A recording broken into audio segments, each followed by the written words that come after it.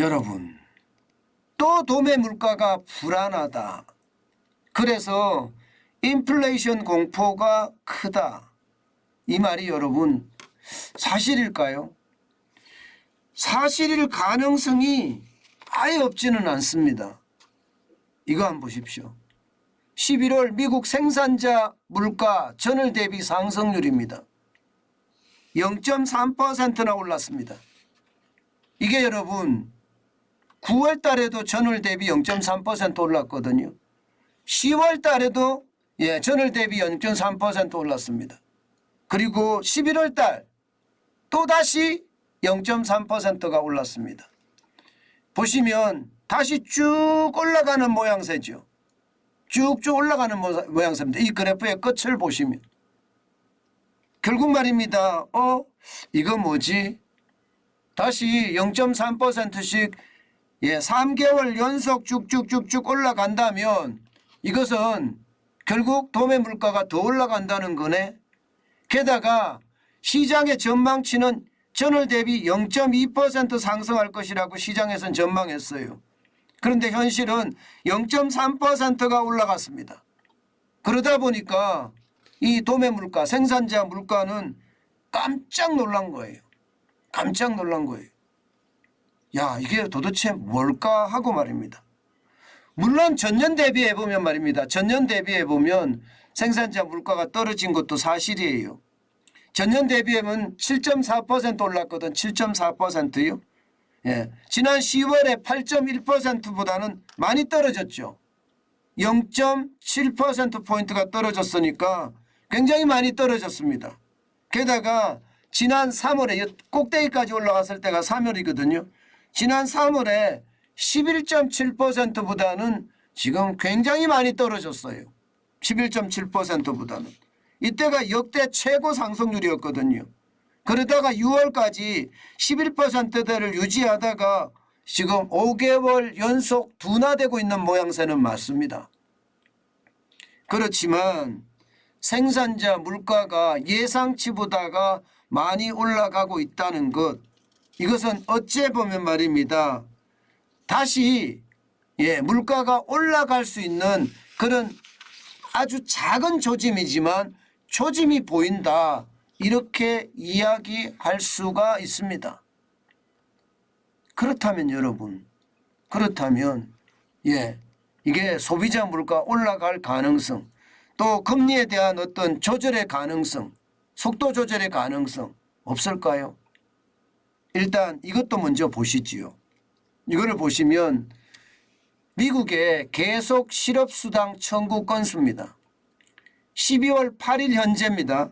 12월 8일 현재 한 주간에 167만 1000명이 쉽게 말하면 실업수당 청구를 했습니다. 지난 2월 3일에 했던 그 주간에는요 162만 1000명이었거든요. 거기에 비하면 지금 거의 얼마입니까? 10개월 만에 이게 5만 명이 더 늘었잖아요. 다시 말해서 실업이 많아진다는 거예요. 실업이 많아진다. 실업수당 청구 건수가 커지는 것은요. 그러면 우리가 어떤 생각을 할 수 있나 하면요. 물가가 올라가고 그죠? 그래서 금리를 계속해서 올렸고요. 그 바람에 계속 실업수당을 받는 사람들은 늘어났다. 이렇게 해석할 수 있는 건가요? 문제는 167만 1000명이 늘어났는데도 불구하고 이것은 침체의 어떤 상황이 아니다. 실업의 상황이라기보다는 계절적인 상황이다. 지금이 12월이기 때문에 계절적인 상황이라서 금리에 어떤 영향을 받았다기라고 이야기하기에는 좀 힘들다. 시장은 이렇게 해석했습니다. 그러면 여러분 계속 실업수당 청구 건수가 늘어난다는 게 침체의 어떤 모습이 아니라면 생산자 물가가 전월 대비해서 3개월째 0.3%씩 올라간다는 것은 물가가 올라갈 수 있다는 그런 위협이 되는 건가요? 실제 됩니다. 그렇게 됐을 때 미국의 금리는 어떻게 될까요? 12월은 자이언트 스텝이라는 0.75% 인상이 아니라 0.5%의 인상이다. 지금 현재까지는 이렇게 이야기하고 있습니다.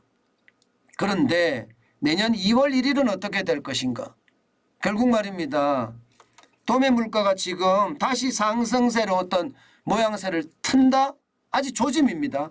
예, 그런 조짐이 나온다면 2월 1일 날도 빅스텝을 갈 거다. 그러면 기준금리가 5%가 됩니다. 기준금리가. 예, 기준금리 5%라는 것은 여러분 미국 시장에서는요. 예, 이게 충격이 될 수 있다는 거예요.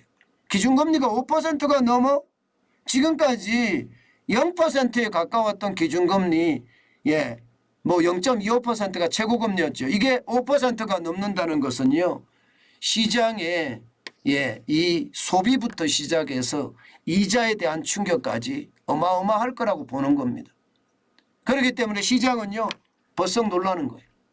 결국 12월에 빅스텝 0.5% 인상을 하고 내년 2월 1일에 빅스텝 0.5%를 인상한다. 예.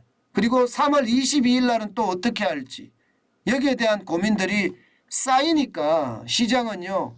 예, 실제로 벌써 걸었습니다. 여러분 오늘 나스닥 보세요. 시작은요 그렇게 좋지가 않았습니다.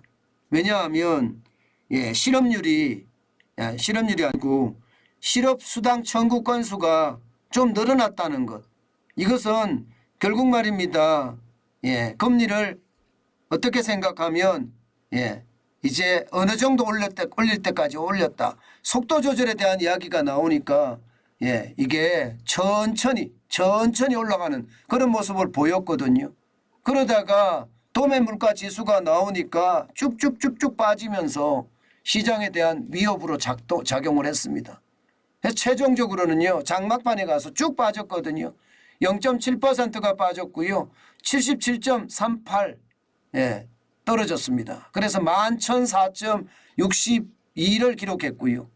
예, S&P 500 지수도 마찬가지입니다. 0.73%가 빠져서 29.13이 빠졌고요.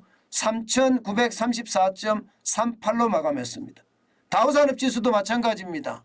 다우산업지수는 0.9%가 빠져서 305.02가 떨어졌고요. 그래서 33,476.46으로 마감을 했습니다. 분명한 것은요. 시장은요. 분명히 금리에 대한 어떤 속도 조절에 대한 것에 반응을 하고요. 또 여기에는요.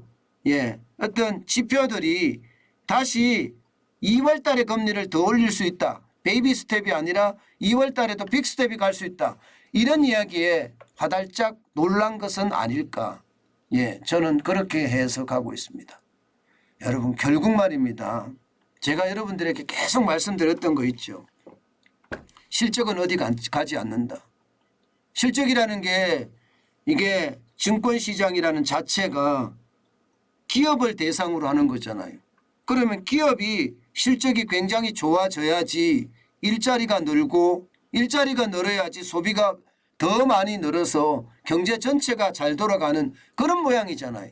그런데 지금 기업의 상황이 나빠요. 기업의 상황이. 결국 그게 심리로 추세로 예, 시장을 끌고 가다가 결국 실적 장세가 저는 예, 다가올 거다 그렇게 생각을 합니다. 결국 말입니다.